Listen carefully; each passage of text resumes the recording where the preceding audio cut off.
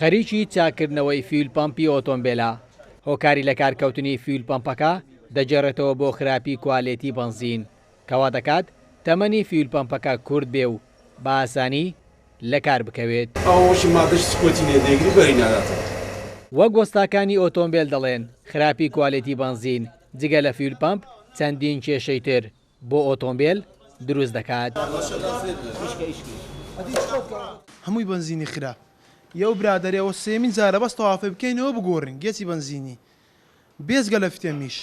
جارێک دێ لە بۆ فتێمی جارێک دێ لە بۆ مەسفی زاری وایە دێ لە بۆ تەوافەی تانچەکەی دەکەینەوە تانچەکە بنزینەکەی زۆر خراپە ناوتانچەکەی هەموو ڕەش دەکەن ناوتانچەکەی هەموو غاسل دەکەین دەشوین تەوافەکە یان خەیان دەکەینەوە یان دەی بگۆڕێ مەسفەکەی گیرە حتممە فتێمەکەی زەعیف دەکاتن بنزینەکە شتی کۆتینێ مادەش زۆر ئەندەکەی پێوەیە هەندێک هەر ئاویش تێدا ئەو ماوەی چەند سارە هاتە پێش دوکانی ئاوی تێدا بووە ئاو بۆ خۆ فتێمەکەی دەستێنی چکە فیتمەم کە ئاوی چۆنای شۆت دەکە کە شۆتی کرد ئاز دەکەی بە 500 دلار بکە فتێمەکە حتممە زەعیف دەبی تێک دەستن. شۆفێران زەرمەندی یەکەمی خراپی کوالێتی بنزینن لەگەڵەوەی بنزین بە نرخێکی گران دەکڕن وە خۆشیان دەڵێن خراپی کوالێتی بنزینیش زیان بە ئۆتۆمبیلەکانیان دەگەینێ و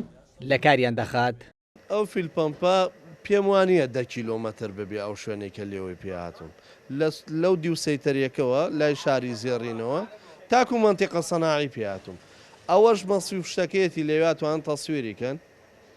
و سەیری بکەن بزان چۆن گیراوە هۆکارەکەیەوەیە بنزینەکە خراپە کوالێتی کۆنتترۆلی نییە هیچ کەس نەڕقابەیەک نییە بگەڕێ بڵێ ئەم بنزینە بۆ وایە. ئێستا نرخی بنزین لە شار و شارۆچەکانی هەرێمی کوردستان بۆ 1 لیتر بنزینی نۆرماڵ سەروی 800 دینارە بۆ جۆرەکانی تریش نرخەکەی گرانترە لەگەڵەوەی بنزین نرخی گرانە شۆفێران بەردەوام گلەییان لە خراپی کوالێتی بنزین هەیە. ڕەنجە ڕەحمان کورتسات نیوز هاولێر